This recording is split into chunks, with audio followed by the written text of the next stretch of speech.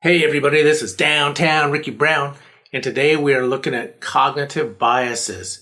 Researchers coined the term back in the 1970s, and they're just, simplest explanation is they're biases that can cause us to think illogically. They can make us make bad decisions. So the context I'm using is for sports betting or for stock trading, crypto trading, these kinds of things. But it could be any decision that costs you some money. And today what we're going to be looking at is what I like to call feel-good cognitive biases.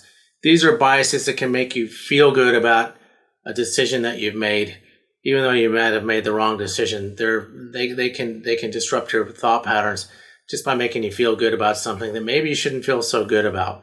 So we'll be looking at action bias, the bandwagon effect, groupthink, and the authority bias. The action bias is some people's tendency to take action when it would be better to be inactive.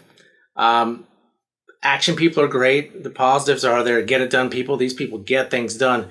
However, sometimes when you're on a bad luck, like say you're sports betting and you're on a bad roll, sometimes it's better to sit on your hands and maybe take a time out. Sometimes it's better to stop digging than keep digging yourself into a deeper hole. So action bias, it's just if you have a proclivity, if you have an inclination to take action when you're in trouble or when things are going on, you just get active, get motivated.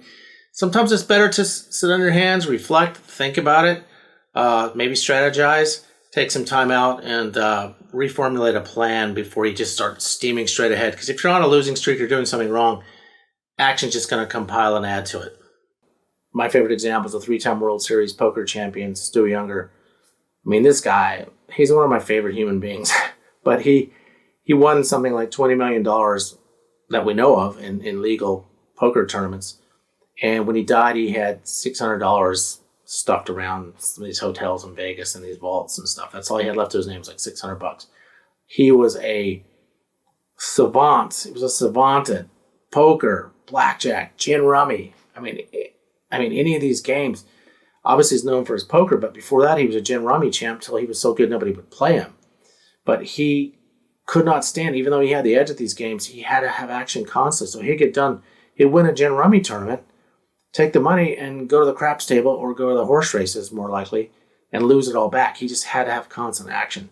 So that's ingrained in some people's personality types. But the action bias is if you need action constantly, there's sometimes you just don't want to bet. There's no good bets out there. Why would you go out there and just place bets when you have no edge or you just have you're not having a good feeling about it, or you're just taking action for action's sake. So that's what the action bias is about. That's one to be aware of. Bandwagon effect. Yeah, this is like safety in numbers. People feel more comfortable in a crowd. It also relates to people not wanting to look stupid in public. So if everybody else is doing something, then it feels more comfortable. Hey, there's a whole group of people moving in a certain direction. In sports betting, it could be the sports media or just everyone you talk to, or every time you click on a TV show, a sports show, all the announcers say, "Oh, this team is they're so great and they're going to win big in this game," and so you feel stupid going against them, even though your data may reveal otherwise.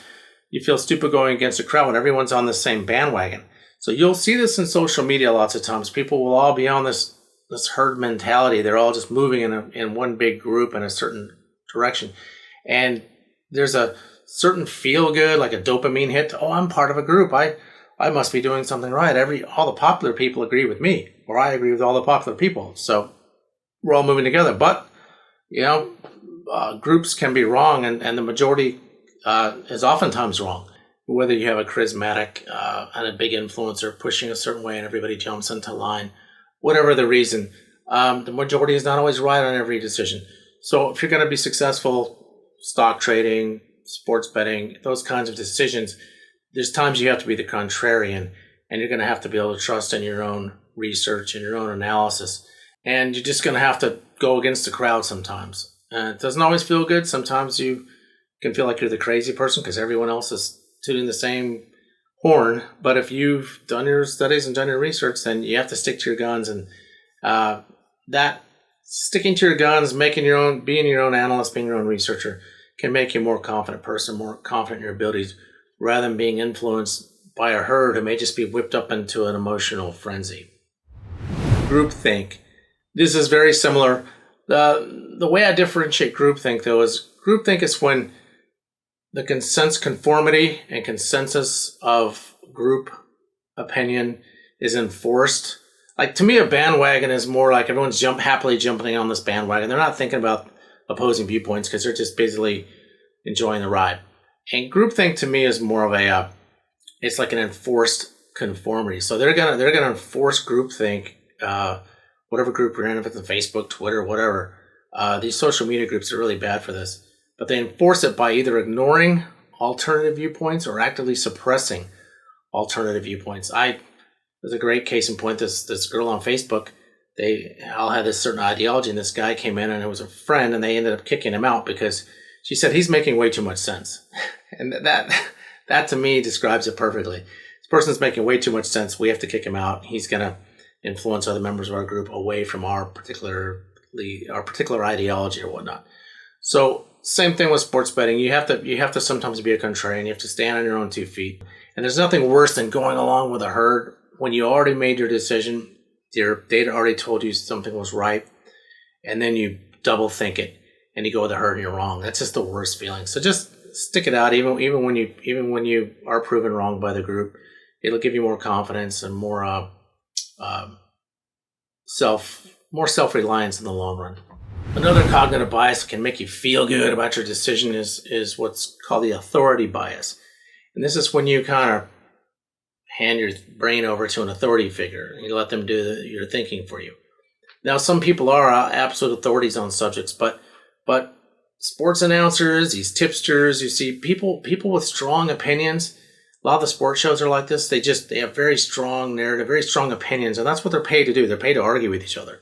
So one person will take one side of the argument, the other sports announcer will take the other side, and they'll debate. And so you can get caught up in these because the person who's a better debater, or more forceful, or more confident, more cocksure of themselves, that person's people just like to follow decisive people.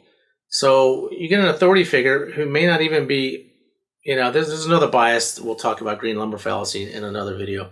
But authority figures in one sport aren't necessarily an authority in another sport, vice versa. But authority figures tend to command more respect and more reverence, if you will. So be careful of that. If something flies in the face of your data and this authority figure, you got to double check. You want to know their record. If you're doing sports betting and this person comes off as this amazing authority, look at their record. Sometimes these guys don't have great records. They're just very opinionated and very cocky, very confident in their beliefs. So that's one to be aware of. So I'm going to be doing lots more videos on these. Check out my channel. There are lots more. These are just the obvious feel-good biases that make you feel good and can make you feel good even when you're making a stupid decision. So yeah, check out my channel. I'll have more of these coming up, and there'll be different categories. You can find these all over the internet. There's a bunch of them, but these are the most related to what I like to do with sports betting or stock trading, crypto trading, things like that. But they can apply to any decision that you have to make. So they're good to be aware of. All right, thanks for tuning in, and try not to.